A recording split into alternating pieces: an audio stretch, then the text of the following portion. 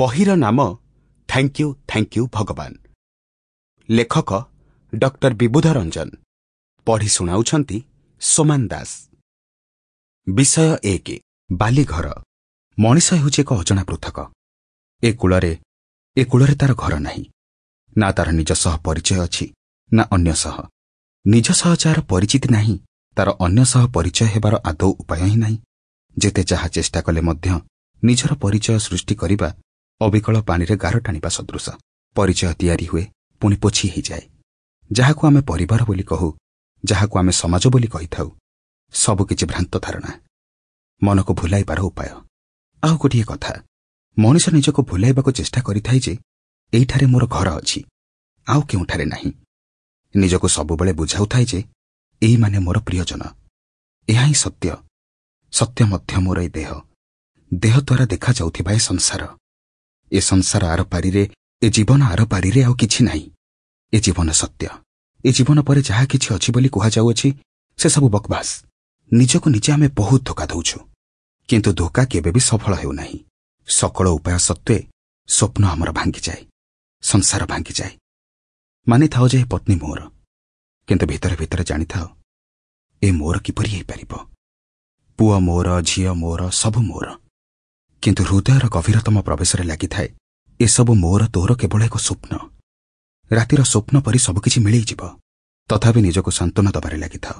ଯଦି ଏଠାରେ ନିଜର କୌଣସି ସ୍ଥାୟୀ ପରିଚୟ ତିଆରି କରାଯାଇପାରିବ ନାହିଁ, ତେବେ ଏଭଳି ଏକ ଅଜଣା ରାଇଜରେ, ଅଜଣା କୂଳରେ ଘରଟିଏ କିପରି ତୋଳାଯାଇପାରିବ?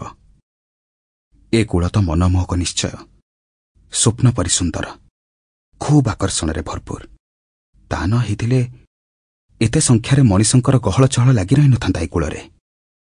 ଅନନ୍ତ ମଣିଷମାନେ ମେଳାରେ ବୁଲୁଛନ୍ତି ମାନେ ଏ କୂଳରେ କିଛି ଗୋଟାଏ ସମ୍ମୋହନ ଶକ୍ତି ଅଛି ନିଶ୍ଚୟ। କୌଣସି କାରଣ ନଥାଇ କ'ଣ ଏତେ ଲୋକ ବୁଲିଥାନ୍ତେ?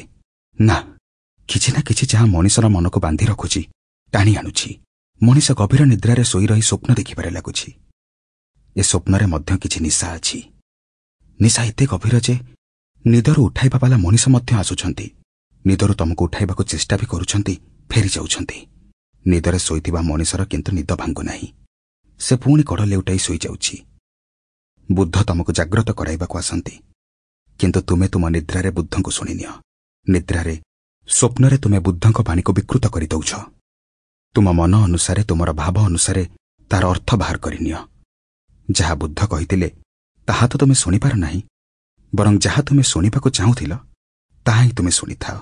ତାପରେ କଡ଼ ଲେଉଟାଇ ପୁଣି ତମେ ଶୋଇପଡ଼। ତେଣୁ ବୁଦ୍ଧ ଆସନ୍ତୁ କି କୃଷ୍ଣ, ଯୀଶୁ ଆସନ୍ତୁ କି ମହମ୍ମଦ, ତୁମ ପାଇଁ କୌଣସି ଫରକ ପଡ଼େ ନାହିଁ। ତୁମ ନିଦ୍ରାରେ, ତୁମ ସ୍ୱପ୍ନରେ କୃଷ୍ଣ, ବୁଦ୍ଧ ସଭିଏଁ ଡୁବିଯାଆନ୍ତି।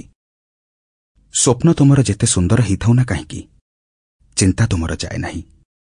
ଜୀବନ ସାରା ଅଶାନ୍ତି, ଅସନ୍ତୋଷ, ଅତୃପ୍ତର କଣ୍ଟା ତୁମ ମନକୁ ଫୋଡୁଥାଏ ଅହରହ। ନିଜ ପାଇଁ ଯାହା କରିବାର କଥା ସବୁ କଲା ପରେ ମଧ୍ୟ ତୁମର ପୀଡ଼ା ଯାଏ ନାହିଁ କାହିଁକି? କାରଣ ତୁମେ ତୁମ ନିଜ ପାଖରେ ଅପରିଚିତ ରହିଯାଅ। ନିଜ ସହ ତୁମର କୌଣସି ସମ୍ପର୍କ ଯୋଡ଼ା ହେଇପାରେ ନା, ଅଥଚ ଅନ୍ୟ ସହ ପରିଚିତ ହେବାକୁ ସମ୍ପର୍କ ଯୋଡ଼ିବାରେ ତୁମେ ଲାଗିଥାଅ କେବଳ ତୁମର ନିଜର ଏକାକୀପଣକୁ ଦୂରେଇ ଦେବା ପାଇଁ। ଅନ୍ୟ ସହ ମିଶି ପାରିବାକୁ ଚାହୁଁଥାଉ, ଯଦ୍ୱାରା କୌଣସି ପ୍ରକାରରେ ଏ ଅଜଣାପଣ ଦୂର ହେଇଯାଇପାରିବ। ଲାଗିବ ହଁ, ଏ ଘର ମୋର। ସାଂସାରିକ ବ୍ୟକ୍ତି ହେଉଛି ସିଏ ଯିଏ ସଂସାରରେ ଘର ତିଆରି କରିବାରେ ଲାଗିଛି, ଯିଏ ଭାବୁଛି ଏଠାରେ ଘର ତିଆରି ହେଇଯାଇପାରିବ, ଯିଏ ଭାବୁଛି ଆମେ ଏଠାର ବାସିନ୍ଦା ହେଇଯାଇପାରିବା। ଏଠାକାର ବାସିନ୍ଦା ହେଇ ରହିଯିବା ପାଇଁ କିଛି ନା କିଛି ଉପାୟ ବାହାର କରିନେବା। ଆଉ ସନ୍ନ୍ୟାସୀ ହେଉଛି ସିଏ ଯିଏ ଜାଣି ନେଇଛି ଏଠାରେ ଘର ହେଇପାରିବ ନାହିଁ। 2ରେ 2 ମିଶାଇଲେ ଯେମିତି 5 ହେବାର ପ୍ରଶ୍ନ ହିଁ ଉଠୁନାହିଁ, ଠିକ୍ ସେମିତି ଏଠି ଘର ହେବାର ହିଁ ନାହିଁ।